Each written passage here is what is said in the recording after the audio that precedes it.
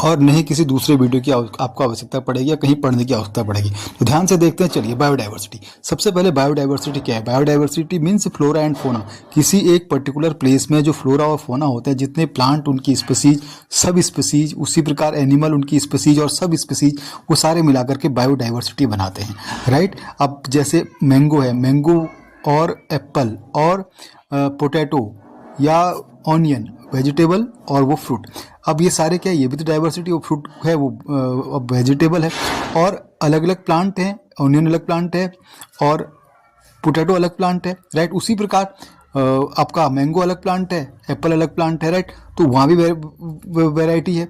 अब एक मैंगो के भी अल्फांसो, बॉम्बे, बहुत सी सब स्पीसीज होंगी, राइट। तो ये भी, वहाँ भी वैरायटी है। तो अब आप देख सकते हैं कहाँ से कहाँ तक डाइवर्सिटी है। डाइवर्सिटी हमारे हर लेवल पर है, राइट। इवन सेल्स में भी डाइवर्सिटी है, हर सेल अलग अलग प्रकार के हैं। टिश्यूज में डाइवर्सिटी, अलग अलग प्रकार के टिश्यू है। डाइवर्सिटी मीन्स विभिन्नताएं। अब everywhere there is diversity in life concern, right. लेकिन हम जो स्टडी करते हैं इकोलॉजी में, वो डाइवर्सिटी लेवल स्टडी होता है हमारा ह्यूमन से या किसी एनिमल से या किसी प्लांट से, यानी कि हम शुरुआत करते हैं किसी ऑर्गेनिज्म से, जबकि डाइवर्सिटी तो उसके नीचे भी है। ऑर्गेनिज्म के नीचे भी डाइवर्सिटी है, टिश्यू में भी डाइवर्सिटी, ऑर्गन में भी डाइवर्सिटी है, लेकिन वो सब हमारा कंसर्न नहीं है, क्योंकि हम यहाँ पर एक इंडिविजुअल को ध्यान में रख करके पूरा अपना डिस्कशन फोकस रखते हैं। तो बायोडाइवर्सिटी मीन्स अलग प्रकार के इंडिविजुअल, जितने प्रकार के इंडिविजुअल हैं सारे सारे बायोडाइवर्सिटी कहलाएगी, right.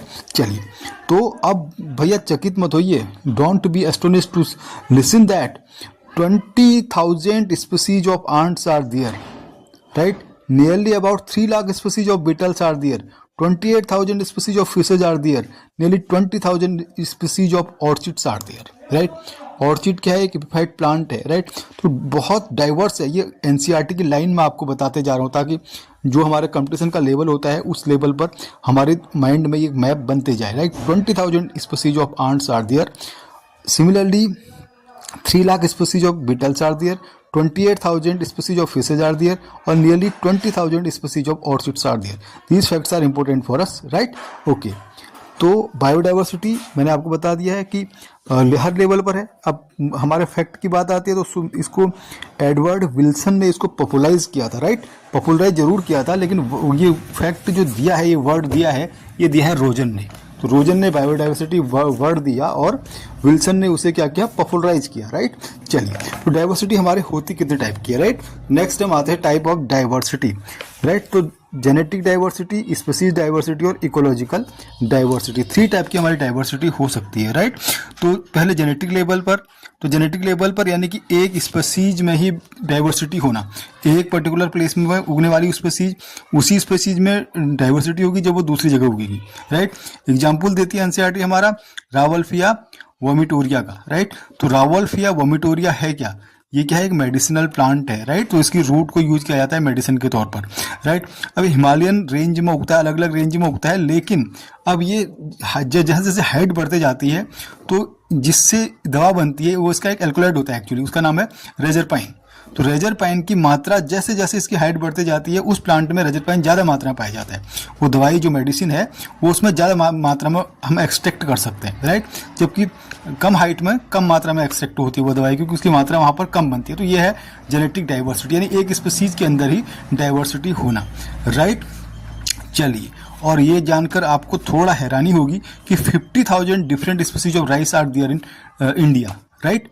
And there are different strain of mango 1,000, right. 1,000 mango के अलग अलग वैरायटीज़ हैं, राइट।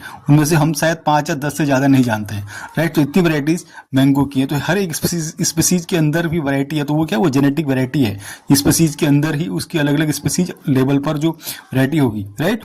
यानी कि उनकी जीन के लेवल पर, और वो उनके जो भी वो कोई, जैसे यहाँ पर मैंने एल्कोलाइड का एग्जाम्पल दिया था, उसी प्रकार एक प्लांट के ही द्वारा अलग अलग जगह पर अलग अलग बिहेव करना, it is called its genetic diversity, right. A single species might show high diversity at the genetic level over it's distributional range. तो ये किस पर डिपेंड करती है, हमारे डिस्ट्रीब्यूशनल रेंज पर।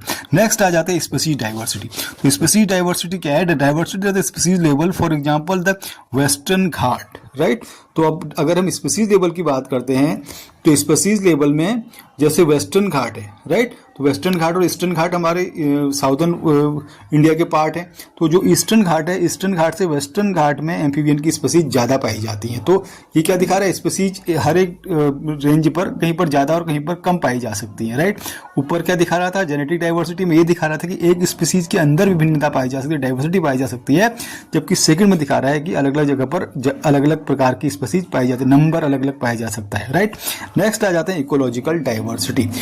तो इकोलॉजिकल डाइवर्सिटी हमारी है at the ecosystem level. India for instance with its desert, rain forest, mangrove, coral reefs, wetlands, estuaries and alpine meadows has a greater ecosystem diversity than a Scandinavian country like Norway. तो Norway, ठीक है, Norway में बिल्कुल diversity नहीं है। वहीं और जगह अगर जो डिस्कस कर रहे हैं हम, वो सारी जगह क्या जबरदस्त डाइवर्सिटी है।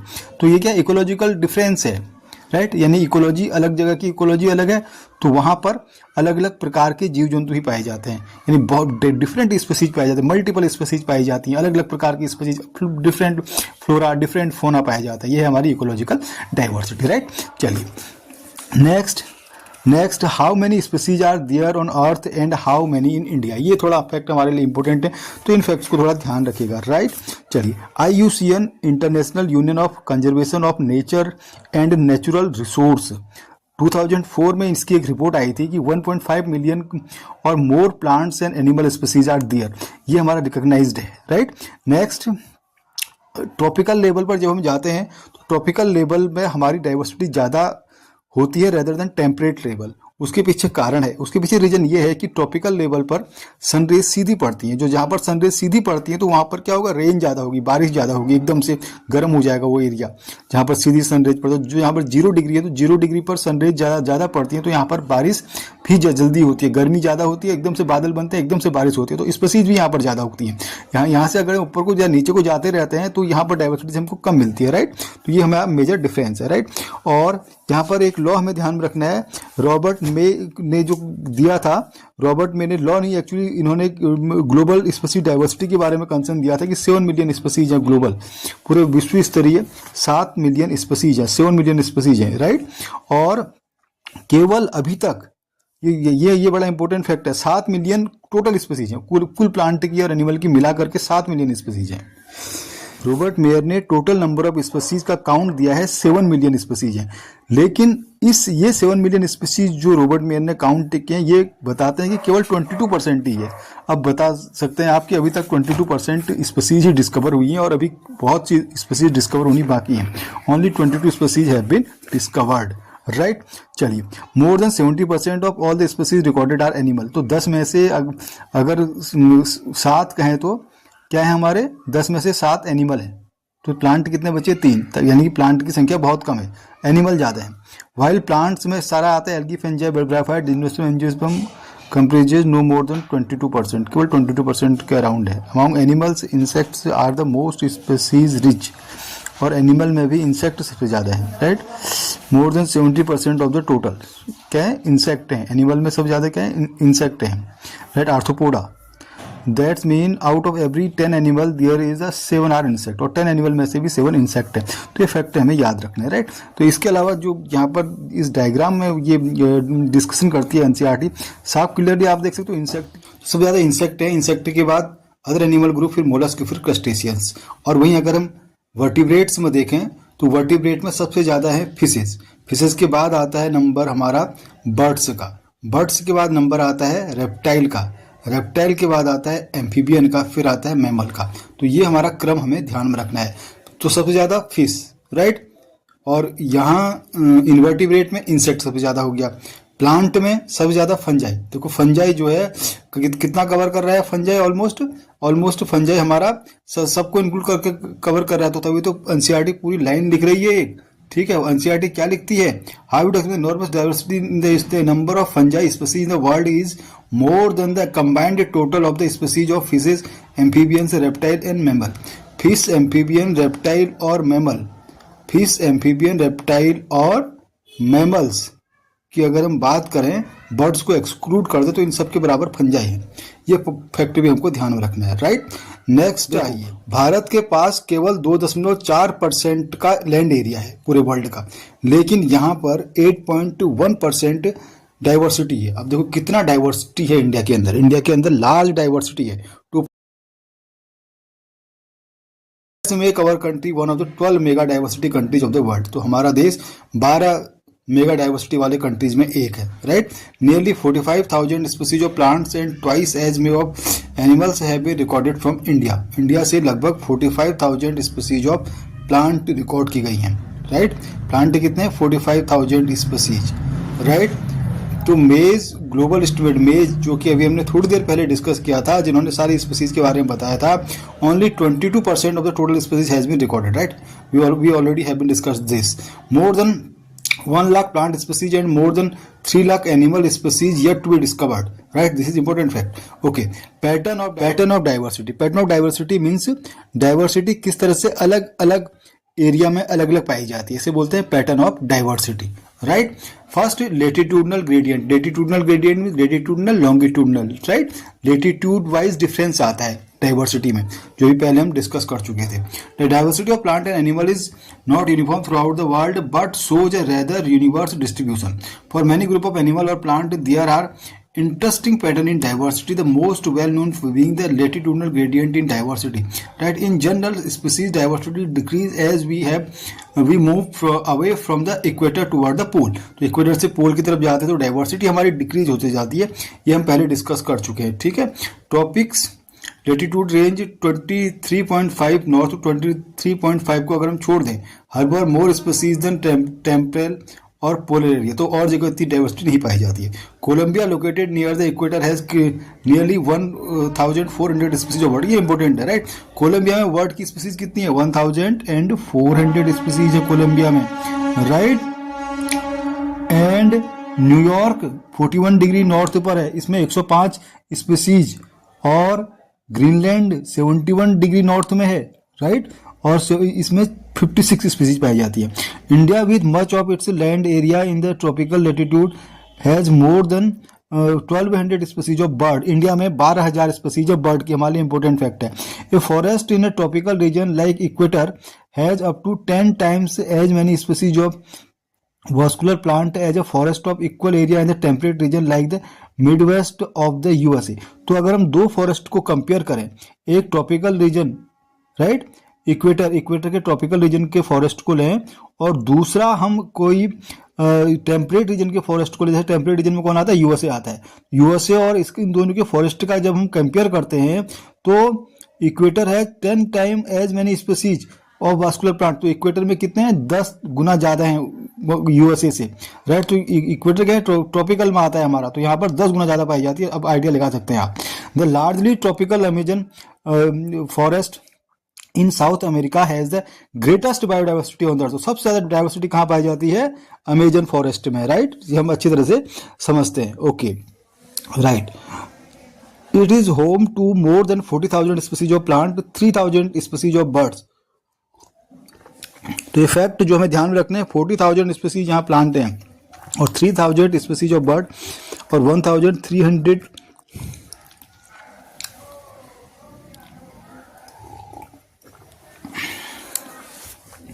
नेक्स्ट जो इंपोर्टेंट तो ये है गाइस डाइवर्सिटी, राइट।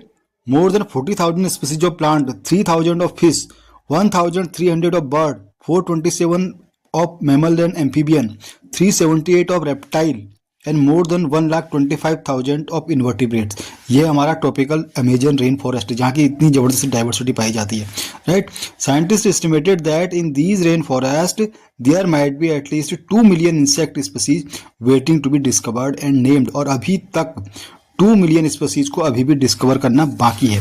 तो ये है कहानी पूरी की हमारे डाइवर्सिटी के फैक्ट की, राइट। तो इन फैक्ट को एक कॉपी निकालिए, सादा पन्ना निकालिए, अपनी डायरी निकालिए, इन फैक्ट को सारा नोट कर लीजिए क्योंकि इन फैक्ट से क्वेश्चन बनते हैं। Area relationship, right.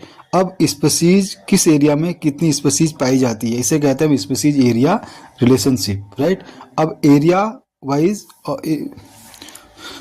तो कितनी एरिया में कितनी स्पीसीज पाई जाती है, इसे हम बोलते हैं स्पीसीज एरिया रिलेशनशिप। यानी कि एक, चलिए सपोज हम कोई एक ग्राफ लेते हैं, एक्स एक्सिस पर एरिया और वाई एक्सिस पर उसकी स्पीसीज को प्लॉट करते हैं, राइट। अब एक्स एक्सिस पर जो एरिया हमारी बढ़ती जाएगी, अब स्पीसीज रिचनेस भी उसमें बढ़ती जाएगी, यानी कि एरिया के इंक्रीज होने के साथ साथ स्पीसीज रिचनेस बढ़ती जाती है, राइट। अब ये बढ़ना किस तरह का है, इसी के अकॉर्डिंग ग्राफ भी हमारा, Alexander von Humboldt he was a naturalist. तो उन्होंने क्या किया था, उन्होंने स्पीसीज और एरिया के बीच में एक रिलेशनशिप निकाला था, राइट। तो एनसीईआरटी क्या कहती है, in fact the relations between species richness and area for a wide variety of taxa, ठीक है, किस किस के बीच में, angiosperm plant, bird, bat, fresh water fishes, इन सब का उन्होंने एक ग्राफिकल रिप्रेजेंटेशन दिया था। Turns out to be a rectangular hyperbola. तो कैसा आता है, रेक्टेंगुलर हाइपरबोला। तो अलेक्जेंडर वॉन हम्बोल्ट का कैसा आता है, रेक्टेंगुलर हाइपरबोला आता है। On a logarithm scale the relationship in a straight line described by the equation. तो स्ट्रेट लाइन की रिलेशनशिप को डिस्क्राइब करने के लिए हमारा इक्वेशन क्या है, log S equal to log C plus Z log A, where S equal to species richness, A equal to area, Z equal to slope of the line, C equal to Y intercept. Ecologist have discovered that the value of Z lie in the range of 0.1 to 0.2। तो यहाँ पर value of Z हमें क्या indicate करती है, तो इस equation में वैल्यू ऑफ जेड हमें स्पीसीज और एरिया का रिलेशनशिप बताती है। तो यहाँ पर हमें जेड स्पीसीज और एरिया का रिलेशनशिप बताती है, राइट। तो अब स्पीसीज और एरिया यानी 0.202 का मतलब क्या है कि 0.1 से 0.2 एरिया में अगर हम जंप करेंगे, तो धीरे धीरे अगर हम जंप करते जाएंगे इस रेंज पर, तो क्या होगी, जेड लाइन इसकी हमारी ये स्लोप सीधी स्ट्रेट बनता जाएगा, ठीक है, जो हमारा log S equal to log C plus Z log A बन रहा है, राइट। तो ये 0.1 और 0.2 में स्पीसीज का डिस्ट्रीब्यूशन दिखा रहा है, इवन डिस्ट्रीब्यूशन होगा इस रेंज पर, right.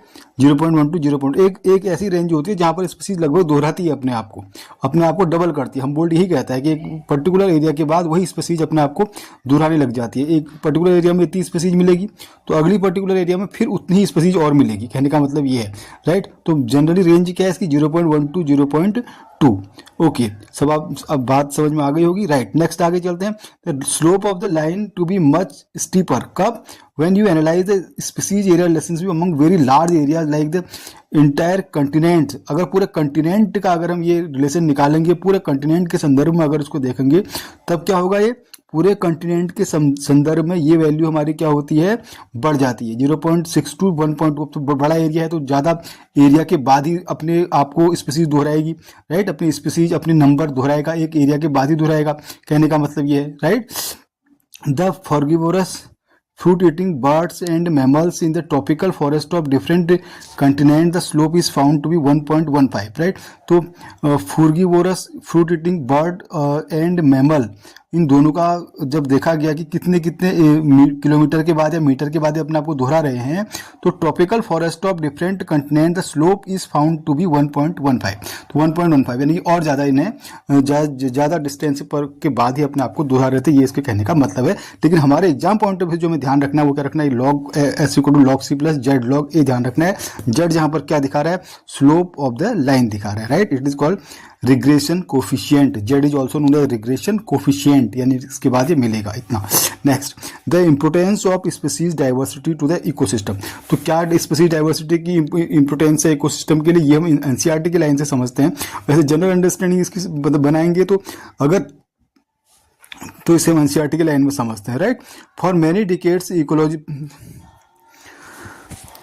Many decades, ecologists believed that communities with more species generally tend to be more stable than those with less species।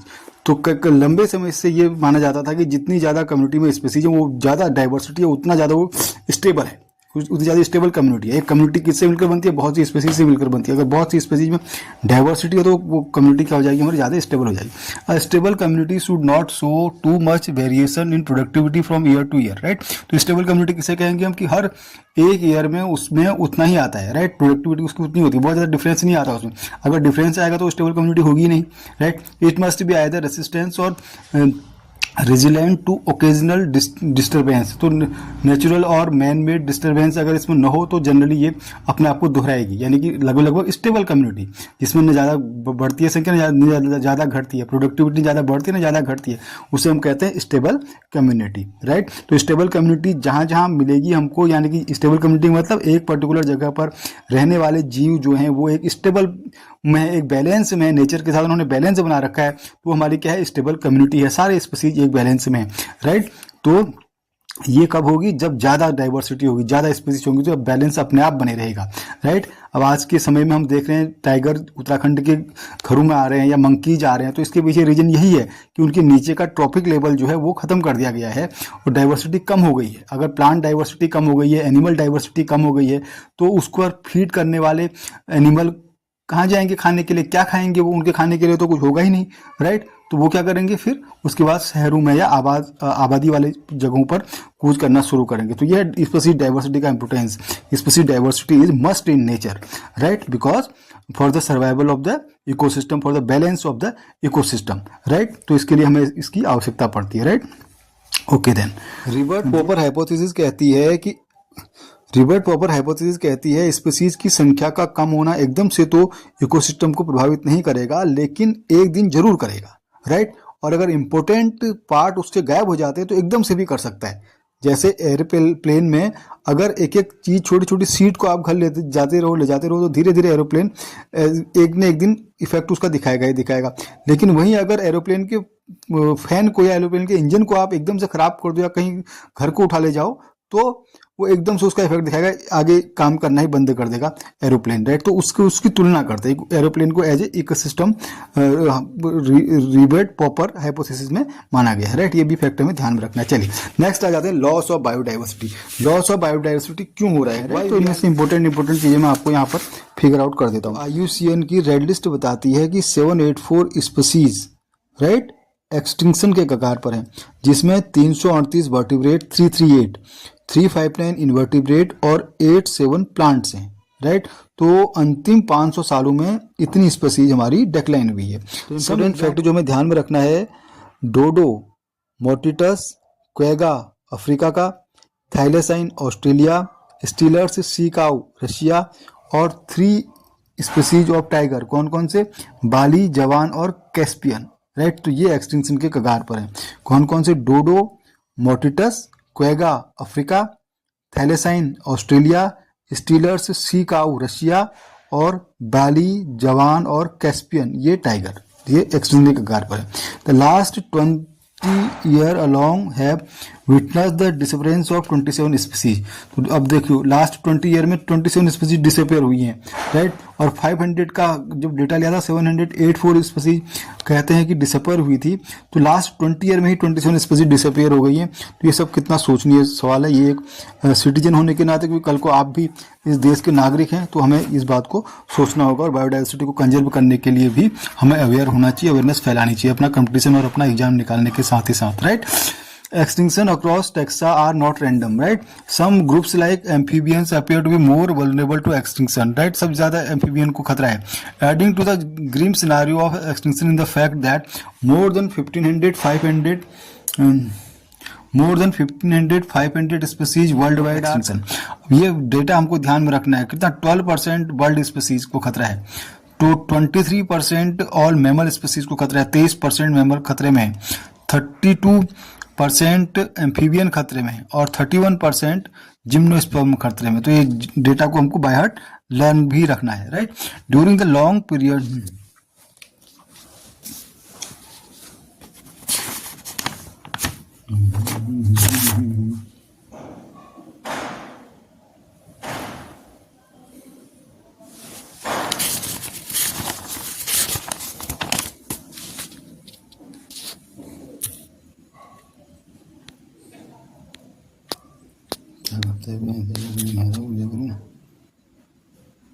Biodiversity का लॉस होने के पीछे क्या कारण हो सकता है, हम भी एज ए 12th के स्टूडेंट क्या रीजन सोच सकते हैं, राइट। तो क्यों हो रही होगी biodiversity loss? First, habitat loss and fragmentation, right. Habitat loss हो रहा है, ओवर एक्सप्लॉयटेशन, अगर किसी स्पीसीज को आप ज़्यादा एक्सप्लॉयट कर दोगे, उसका ज़्यादा विध्वंस कर दोगे, तो वो स्पीसीज धीरे धीरे खत्म हो जाएगी। एक एरिया पर माना वो धीरे धीरे खत्म। तो एज ए 12th स्टूडेंट हमें भी सोचना चाहिए कि बायोडाइवर्सिटी का लॉस क्यों हो रहा है, राइट। तो क्यों हो रहा है बायोडाइवर्सिटी का लॉस? एनसीईआरटी लिखती है first habitat loss and fragmentation, right. तो हैबिटेट लॉस क्या है? हम यानी उसका रहने का स्थान अगर लॉस हो जाए, राइट, उसे रहने का स्थान ही नहीं मिले तो क्या होगा? वो स्पीसीज रहेगी कैसे, राइट? वो स्पीसीज धीरे धीरे खत्म हो जाएगी। This is the most important cause driving animal and plant to extension. The most dramatic example of habitat loss come from tropical rainforest. Once covering more than 14% of the Earth's land surface, these rainforests now cover more than 6%. तो पहले 14% तक rain forest थे, वो केवल 6% में रह गए। इतना हैबिटेट लॉस हुआ है। They are being destroyed fast. By the time the finishing reading of this chapter, 1,000 more hectares of rainforest would have been lost. The Amazon rainforest, right?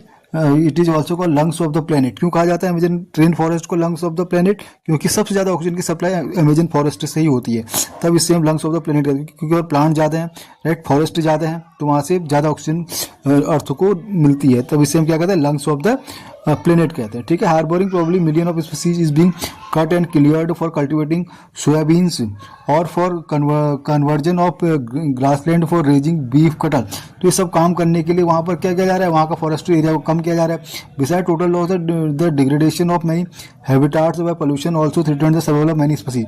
और इसके अलावा पोल्यूशन भी एक कॉज है जिसके कारण क्या हो रहा है?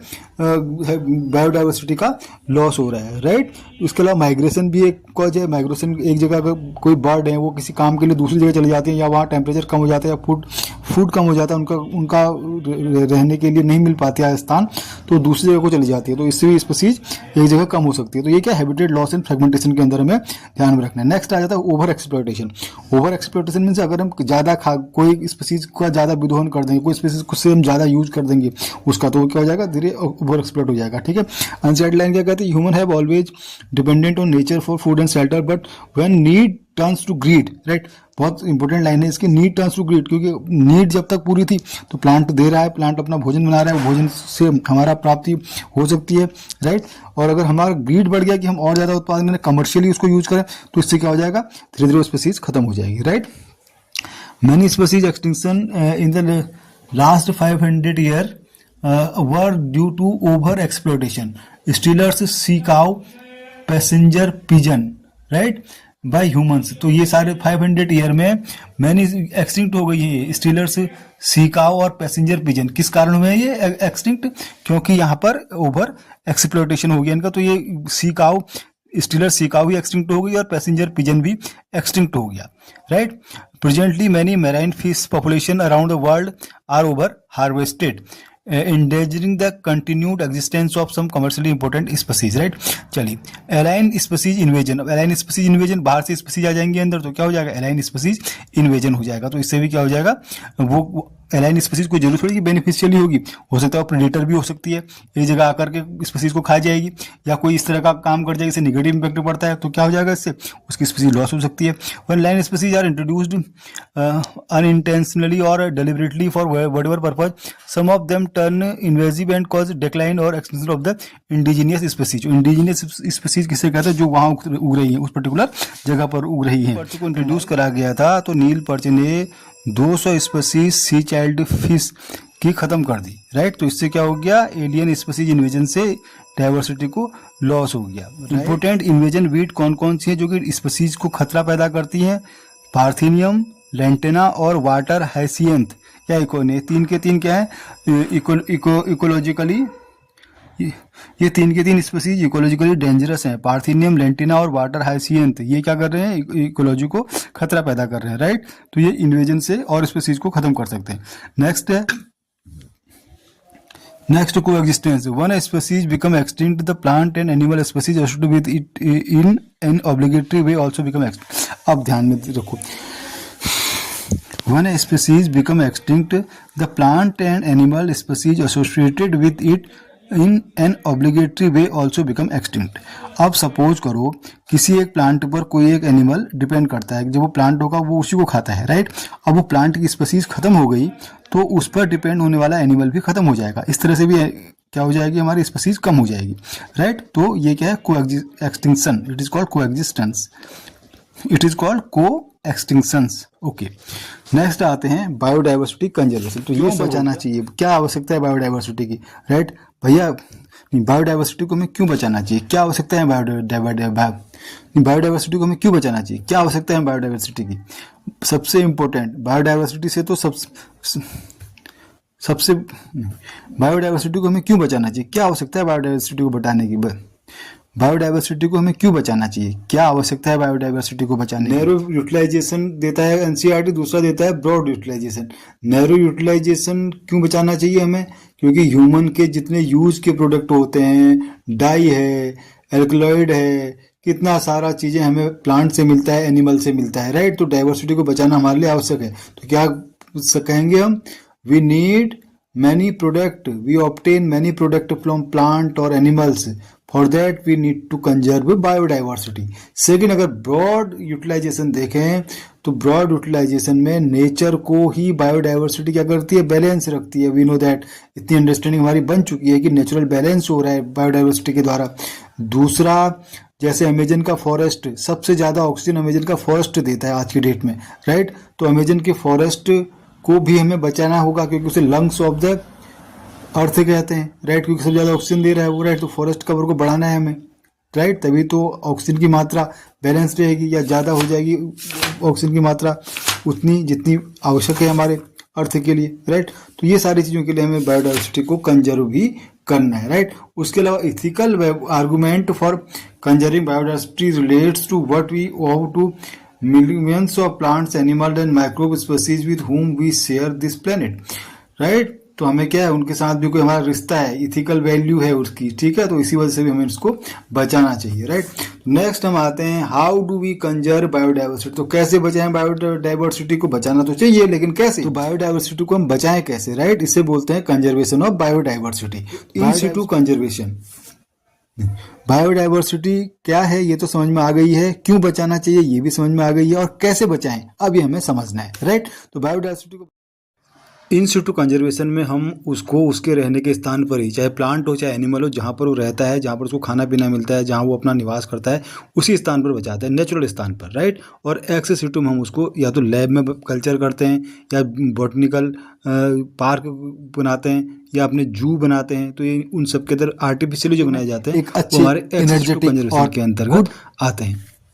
तो इसी के साथ ही हमारा लेसन कंप्लीट होता है, और मैं आशा करता हूं कि जो भी एग्जाम से संबंधित नोट्स होंगे वो आपने बना लिए होंगे, और एक बार फिर से रिवाइज कर लीजिए, और जहां पर आपको प्रॉब्लम आ रही है दोबारा से एक बार अपनी बुक ओपन करके और वीडियो को पीछे करके देख लीजिए। Thank you very much. मिलते हैं एक वेरी नेक्स्ट वीडियो में।